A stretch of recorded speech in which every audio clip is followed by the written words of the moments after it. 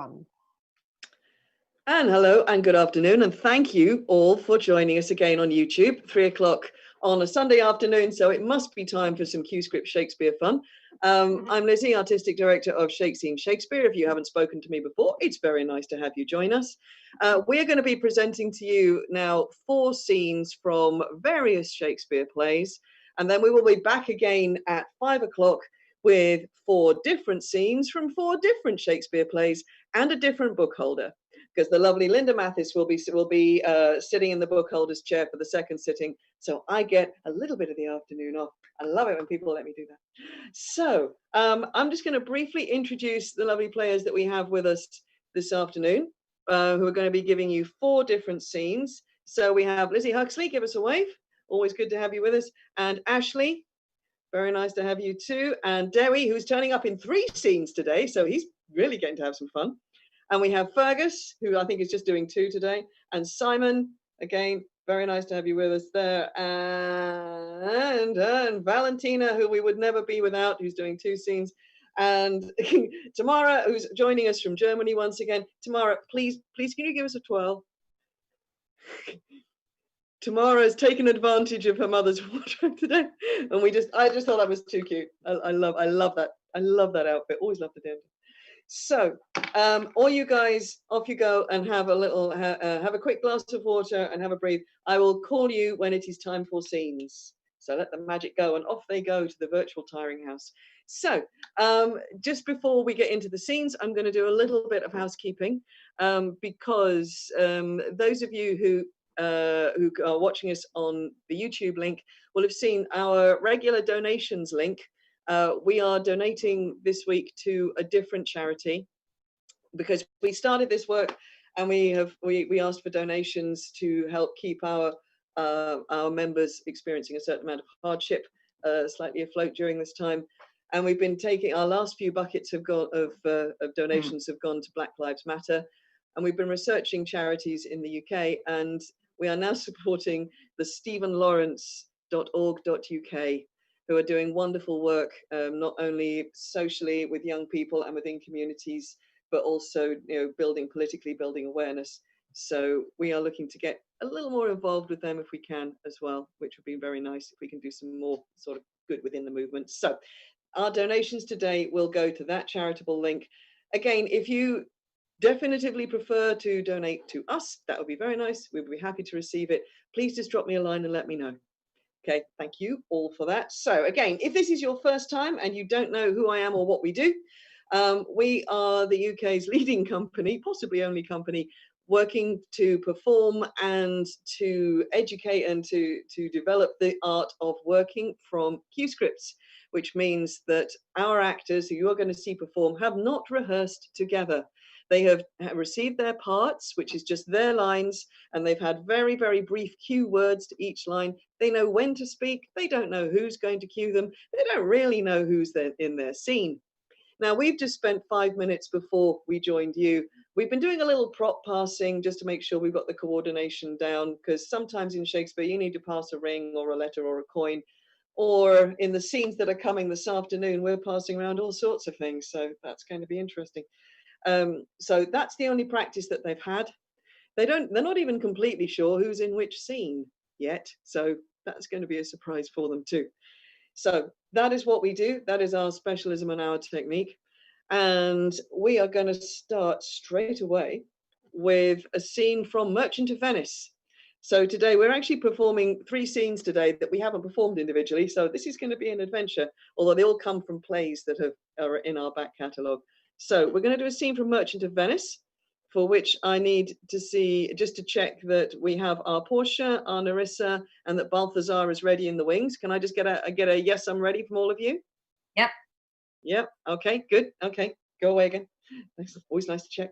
So let us go to Belmont, the fictitious, possibly island somewhere off the coast of Venice, where we have the home of the beautiful and wealthy, recently orphaned Portia. And Portia she's not terribly happy at this point. This is the first time we meet her in the play. She's recently lost her father, and she's also being courted by a lot of young gentlemen coming from all over the world who all have to solve the same riddle in order to win her. So that's all sort of complicated things in her life. So we're going to meet her and her servant woman, Nerissa. Well, I say servant, they're more like sisters.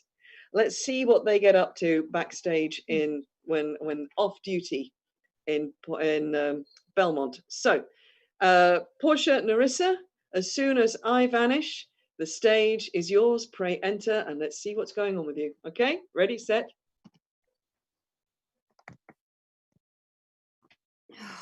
By my troth, Nerissa, my little body is aweary of this great world.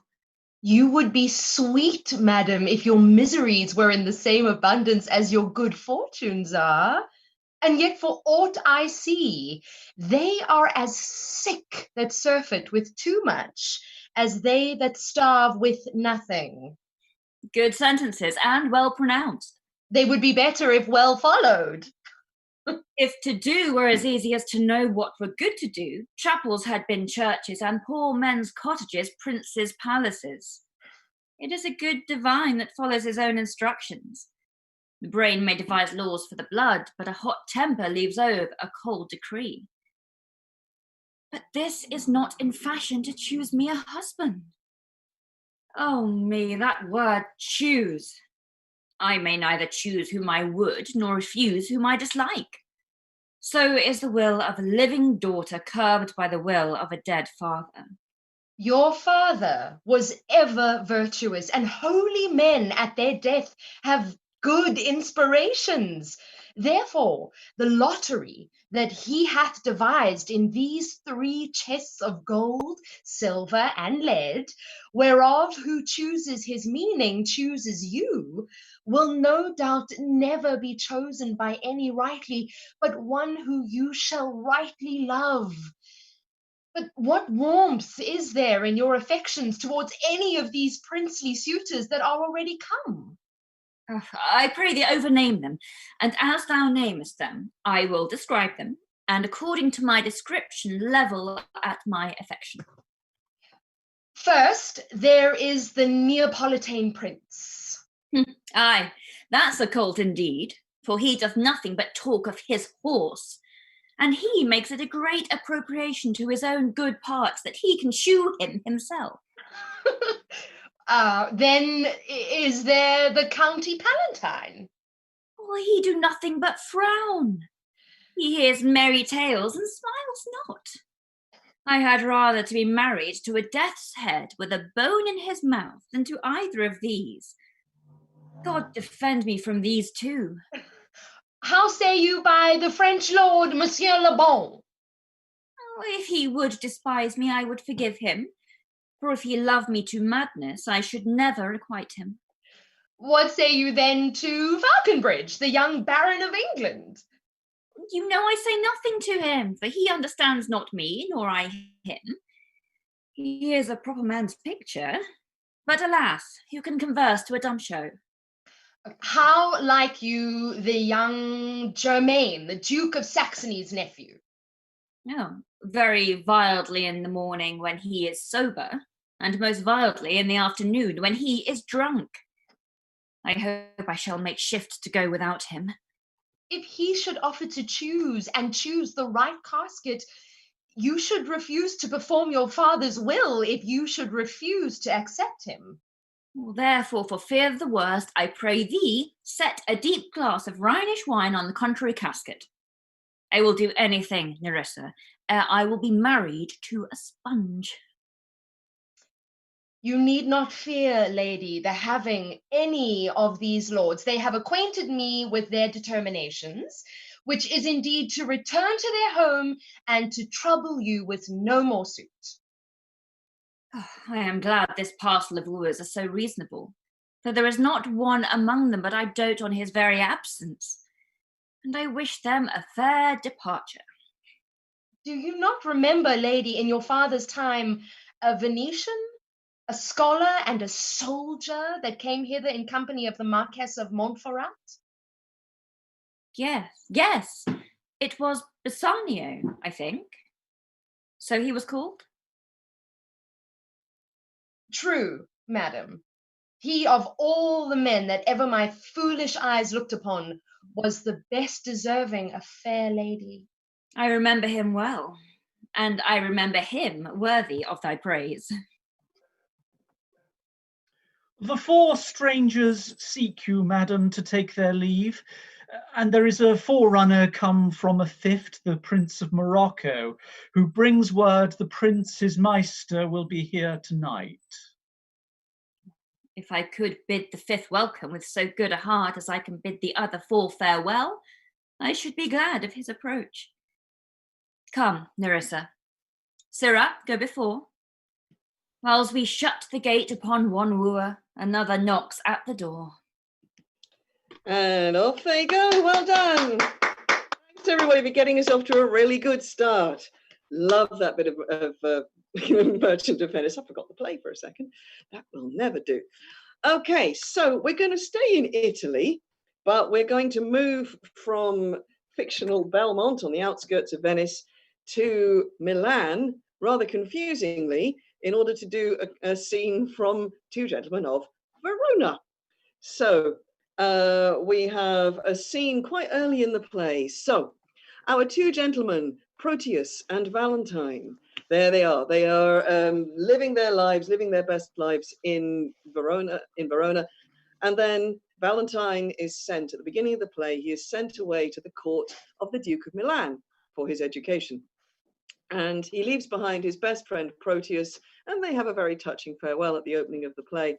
And Proteus is hopelessly in love with Lady Julia, for which his best friend Valentine duly pulls his leg quite thoroughly, as is the duty of best friends since time began.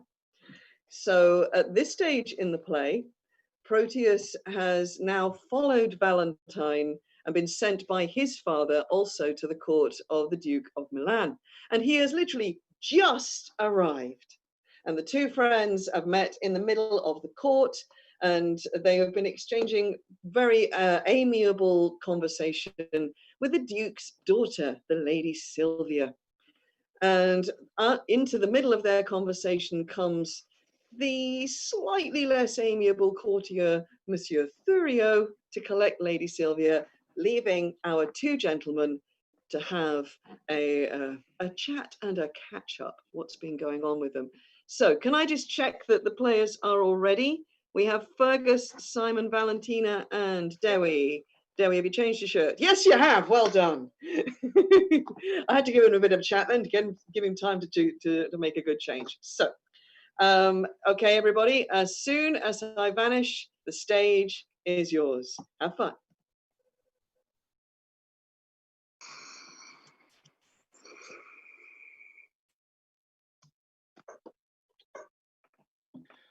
Madam, my lord, your father, would speak with you. I wait upon his pleasure. Come, Sir Thurio, go with me. Once more, new servant, welcome. I'll leave you to comfort of home affairs. When you have done, we'll look to hear from you. Both attend upon your ladyship. Now tell me, how do all from whence you came? Your friends are well and have them much commendment. And how do yours? I left them all in health. And how does your lady? And how thrives your love? My tales of love were wont to weary you. I know your joy not in a love discourse. Aye, Proteus, but that life is altered now. I have done penance for condemning love. O gentle Proteus, love's a mighty lord, and hath so humbled me, as I confess there is no woe to his correction, nor to his service, no such joy on earth. Now, no discourse, except it be of love. Now I can break my fast, dine, sup, and sleep upon the very naked name of love. Enough! I read your fortune in your eyes. Was this the idol that you worship so? Even she. And is she not a heavenly saint? No, but she is an earthly paragon. Call her divine. I will not flatter her. Oh, flatter me, for love delights in praises. When I was sick, you gave me bitter pills, and I must minister the like to you. Then speak the truth by her, if not divine, yet let her be a principality, sovereign to all the creatures on the earth. Except my mistress. Sweet, accept not any, except thou wilt, except against my love. Have I not reason to prefer mine own? Why, Valentine, what braggatism is this? Pardon me, Proteus, all I can is nothing.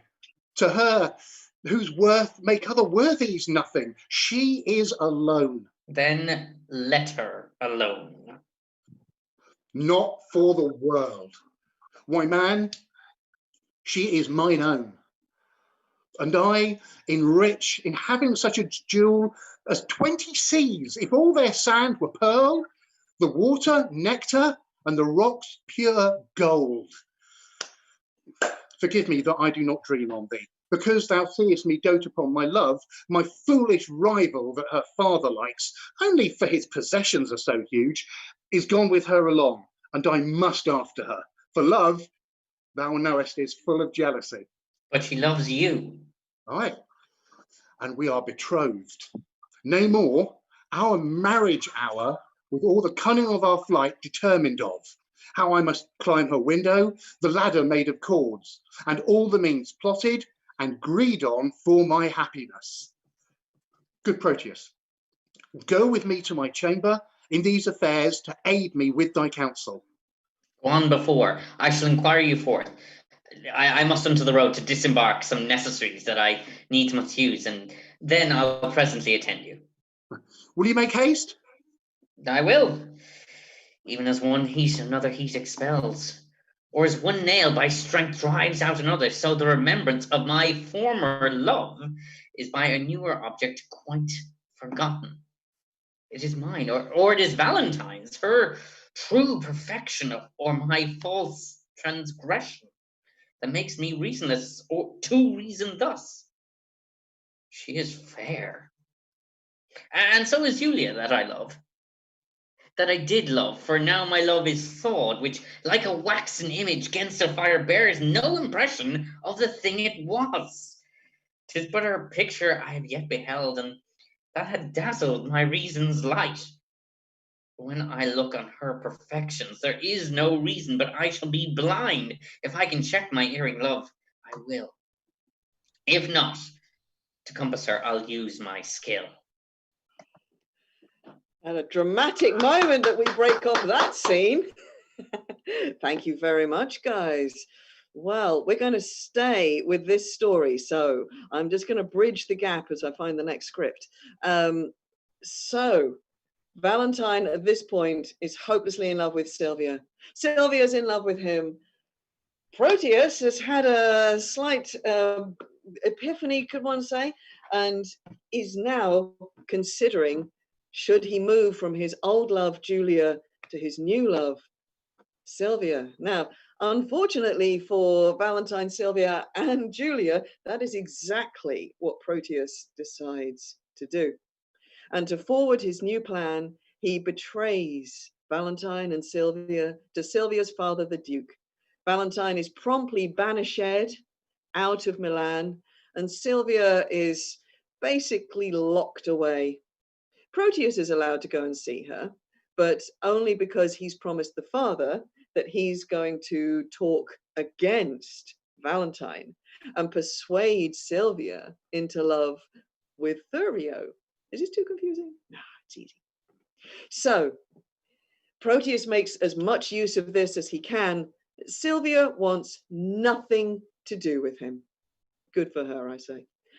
But that doesn't mean that he doesn't keep asking. So where is Julia in all of this? Well, poor Julia decided to follow her love Proteus to Milan, and she's disguised herself as a young man for safety on the road, as so many girls in Shakespeare do.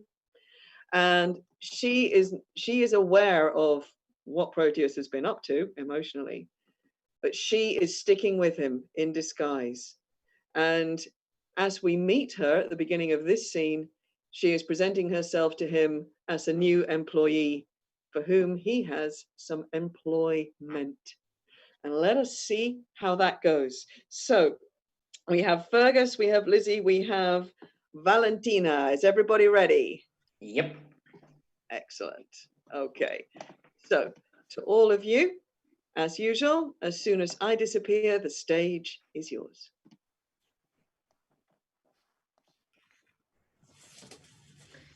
Sebastian is thy name. I like thee well, and will employ thee in some service presently. In what you please, I'll do what I can. I hope thou wilt. Go presently, and take this ring with thee. Deliver it to Madam Sylvia. She loved me well, delivered it to me.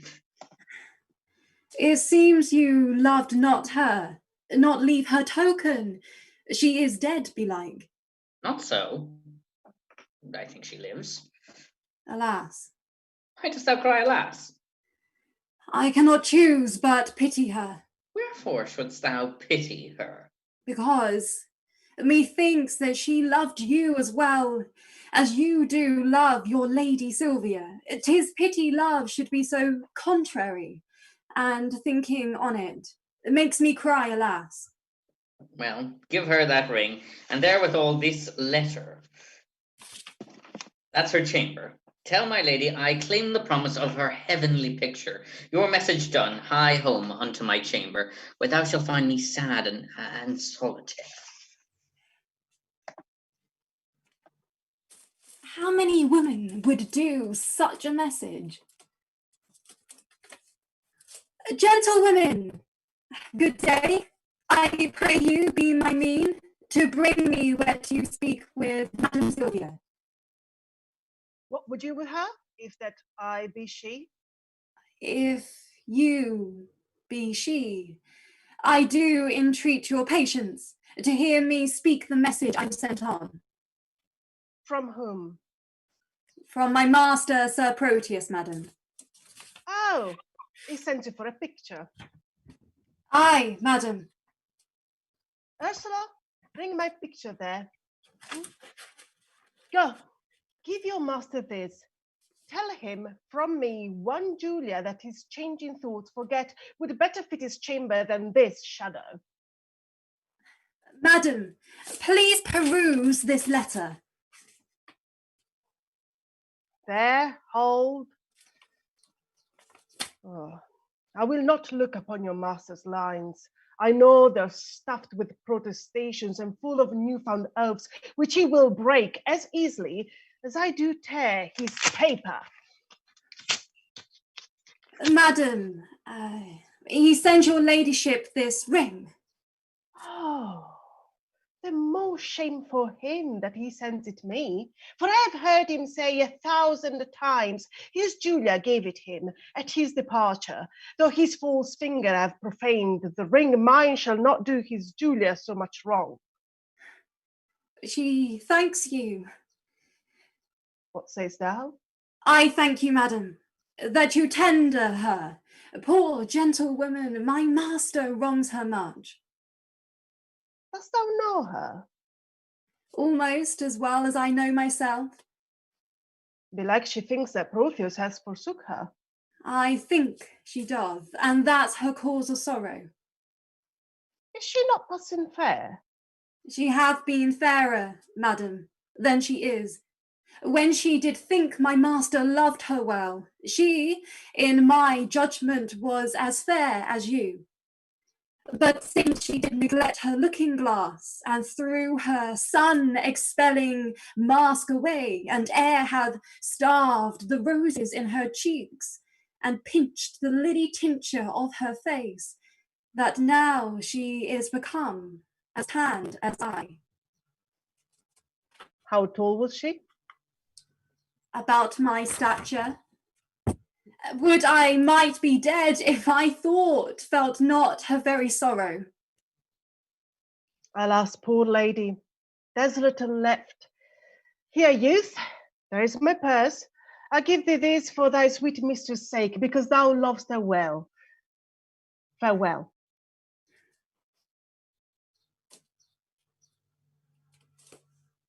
And she shall thank you for it, if e'er you know her. I hope my master's suit will be but cold, since she respects my mistress' love so much. Here is her picture. Let me see. I think if I had such attire, this face of mine were full as lovely as is this of hers. What should it be that he respects in her, that I can make respective in myself? This fond love were not a blinded spot. Come, shadow, come and take this shadow up, for 'tis thy rival. Oh, thou senseless form! Thou shalt be worshipped, kissed, loved, and adored. I'll use thee kindly for thy mistress' sake, that used me so, or else, by Jove, I vow, should have scratched out your unseeing eyes to make my master out of love with thee. Well done, guys. Thank you very much. Always enjoy that bit of, love a bit of picture passing and a little bit of eye scratching. Shakespeare's very fond of that as an image, just thinking of Hermia last week. A little bit of eye scratching. Advocate this in any way at all, of course. Well done, Julia, for not scratching her eyes out. Okay, so one more for our 3 o'clock slot, and we're going back to Windsor briefly. We're going to re-meet Mistress Page and Mistress Ford. We've been so enjoying building up a relationship with them during lockdown. Not a play I had anything to do with before, so it's been great to get some time with them in Windsor, even if it's virtual Windsor. So, our mistresses Page and Ford, are you ready to go just before I do your intro? Yes, I can. Oh, lovely. Excellent. So, thank you very much. Right, we have a situation in Windsor where Sir John Falstaff, the mighty, fat and rather disreputable knight, is in need of raising money quite desperately. And he has a plan to use the merry wives of Windsor to get to their husband's money. Now, exactly how he thinks it's going to work, I'm still not sure I understand, but he thinks it's a really good idea. So let us meet the wives and see how his plan prospers with them as it begins today. So, ladies, as soon as I disappear, pray enter and enjoy.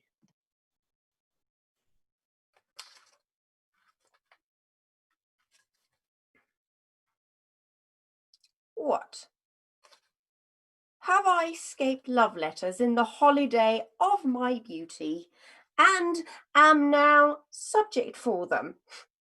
Let me see. Ask me no reason on why I love you, for though love use reason for his precision, he admits him not for his counselor. You are not young. No more am I. Go to then, there's sympathy. You are merry, so am I. Ha ha! Then there's more sympathy. You love sack, and so do I. Would you desire better sympathy? Let it suffice thee, Mistress Page, at the least, if the love of soldier can suffice, that I love thee. I will not say pity me, 'tis not a soldier-like phrase, but I say love me. Be mine, thine own true knight by day and night, or any kind of light, with all his might. For thee I fight. John Falstaff. Oh, wicked, wicked world, one that is well nigh worn to pieces with age, to show himself a young gallant. What? An unweighed behaviour hath this fleamish drunkard picked with the devil's name out of my conversation, that he dares in this manner essay me. Why, he hath not been thrice in my company. What should I say to him? Why, I'll exhibit a bill in the Parliament for the putting down of men. How shall I be revenged on him? For revenged I will be, as sure as his guts are made of puddings. Mistress Page, trust me, I was going to your house. And trust me, I was coming to you. You look very ill. Nay, I'll ne'er believe that. I have to show to the contrary. Faith, but you do, in my mind. Well, I do then, yet say I could show you to the contrary. Oh, Mistress Page, give me some counsel. Wait, what's the matter, woman? Oh, woman, if it were not for one trifling respect, I could come to such honour. Hang the trifle, woman, take the honour. What is it? Let us dispense with trifles. What is it? If I would but go to hell for an eternal moment or so, I could be knighted. What? Thou liest. Sir Alice Ford. We burn daylight. Read. Perceive how I might be knighted. I shall think the worse of fat men. His words do no more adhere and keep place together than the 100 psalms to the tune of Greensleeves. What tempest I trow through this whale with so many tons of oil in his belly ashore at Windsor? How shall I be revenged on him? I think the best way were to entertain him with hope till the wicked fire of lust have melted him in his own grease. Did you ever hear the like? Letter for letter, but that the name of Page and Ford differs, to thy great comfort in this mystery of ill opinions, here's the twin brother of thy letter. But let thine inherit first, for I protest mine never shall. I warrant he have 1,000 of these letters, writ with blank space for different names, sure more. I had rather be a giantess and lie under Mount Pelion. Well, I will find 20 lascivious turtles, one chaste man. Why? This is the very same, the very hand, the very words. What doth he think of us? Nay, I know not. It makes me almost ready to wrangle with mine own honesty, for sure, unless he knows some strain in me that I know not myself, he would never have hoarded me in this fury. Boarding, you call it? I'll be sure to keep him above deck. So will I. If he come under my hatches, I'll ne'er to see again. Let's be revenged on him. Let's appoint him a meeting, give him a show of comfort in his suit. Nay, I will consent to any act of villainy against him that may not sully the chariness of our honesty. Oh, that my husband saw this letter, it would give eternal food to his jealousy. Why, look, here he comes. And my good man, too. He is as far from jealousy as I am from giving him cause, and that, I hope, is an immeasurable distance. You are the happier woman. Let's consult together against this greasy knight. Come hither. And off they go. Thank you very, very much to our merry wives this afternoon. And thank you very much to everybody. Come on, pop back on. If everybody who's still around, if we're all still there, come on, well done. Give yourselves a little round of applause. Thank you all very much. Thank you, all of you. It's been the most terrific treat for me to keep working with this ever-growing company of wonderful people. Okay, so that's the end of our 3 o'clock presentation for today. We will be back well, another company of us will be back at 5 o'clock to do 4 different scenes. We're going for sort of a darker, more political kind of scheming theme at 5 o'clock. So this was the fun hour, so thank you for joining us. And just to let you all know, as I said, we have been absolutely delighted to spend every Sunday afternoon here with you and with each other and with Shakespeare and wonderful adventures that we're having, and we're going to go on having. Just a date for your diaries. We are taking next Sunday afternoon off. It's our first Sunday off since lockdown began, and we just need to catch our breath a little bit. We will be returning on, I've lost the date, I think it's the 12th of, it's the second Sunday in July. Someone's going to tell me in a minute, I think it's the 12th. We will be back then, and we will be doing scenes. It is the 12th. It is the 12th. Hey, I was right. I love it when I'm right. Battle of the Boyne too.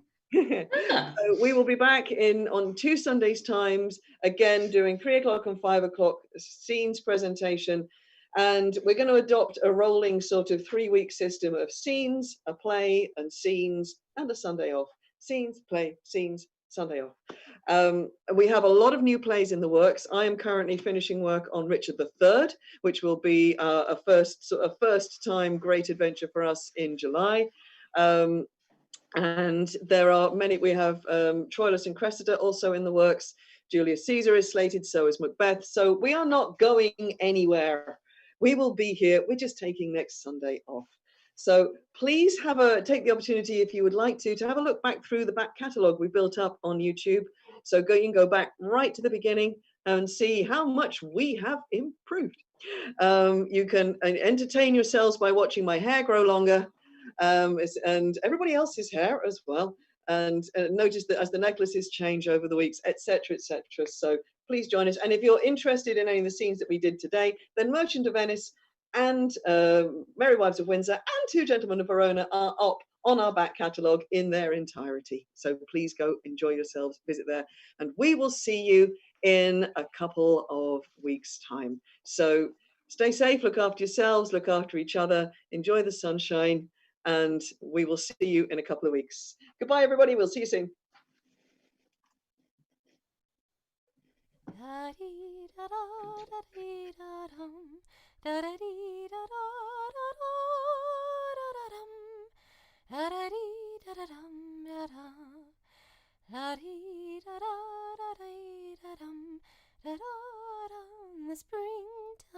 The springtime, da da da da da.